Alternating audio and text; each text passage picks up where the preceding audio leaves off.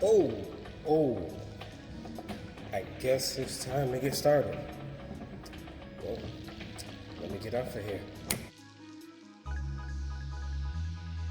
Hello to all of my anime lovers and all others. I hope that you all are doing well today. So in today's discussion, we're actually going to be talking about a manga called Solo Leveling. I chose this because I believe that a lot of people who are new to manga, who are just getting into it, will enjoy it. This is an action manga that has not so many chapters. I believe it's going to have less than 250 once it finishes, and it is nearing its end. However, it is very, very good, and it will be easy to follow once you start looking at it. So without further ado, let's start discussing it. This manga is a fictional manga. It is based upon a modern fictional fantasy world as well. So the protagonist lives in a world in which there are towers, there are phones, skyscrapers, and so forth. However, they also have dungeons. But these aren't your typical dungeons. They're not the ones that are like towers that are above the surface or towers beneath the surface.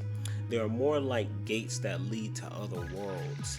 And so the monsters or other beings of the other worlds have the ability to come over into Jin-Woo, who is the protagonist's world, or vice versa as well.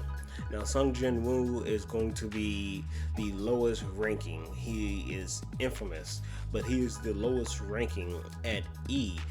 The world is based upon hunters who are able to go out and go into these dungeons, fight enemies, and also bring back resources. And they are ranked from E all the way up to S. So E, D, C, B, A, and S. I believe that national level hunters are another level above S, but it may not be specifically ranked like that. Jin-Woo was the weakest.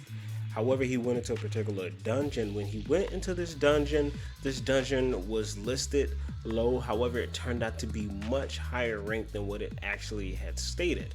Many of the people that went into the dungeon died, including Jin-Woo. However, he was actually resurrected. And when he was resurrected with a system that would force him to become stronger, but also would give him abilities as he grew stronger. For my second part, I'm going to be discussing the system that Jin-Woo uses a little bit. I'm not going to go into a lot of details because I don't want to be telling some of the things that you'll be finding out later on. However, I do want to discuss this. So a few of the abilities that the system has is that one, it causes a major transformation in the body of Jin-Woo.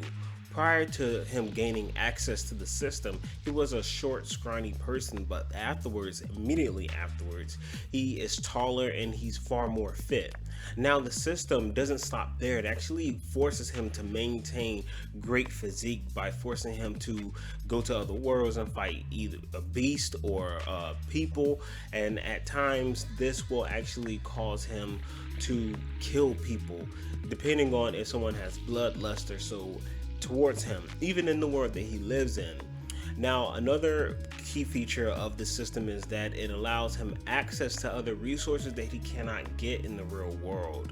And one of the biggest features is the power-up abilities of the system that gives him new powers, even to the extent of him being able to extract shadows and use those shadows as his own soldiers.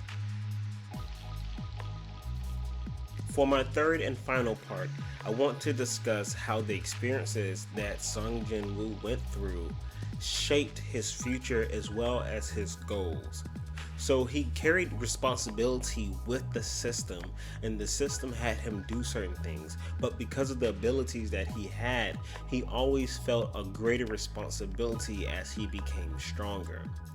In addition to this, I realized that Jin-Woo's goal changed throughout the series. It went from him wanting to defend himself, earn a little bit more money for his family, to him then wanting to protect his family, and then, as anime does it, as well as manga, he eventually wanted to protect the whole world. And so this transformation, as we watch it, it's pretty interesting through the events that he went through. And so that is why I feel that this manga is a great fit for those who are looking to get into manga or are new to it. It is very good at explaining things, and the artwork is awesome as well. So I hope that you guys enjoy it and take a look at it and let me know what you think in the comments below. In conclusion, I want to thank you all so much for watching the video, and I also want to thank you so much to my subscribers. I really appreciate you all, and please like and subscribe and hit the notification bell so that you know the next video to come. Until then, you guys be safe and have a good day.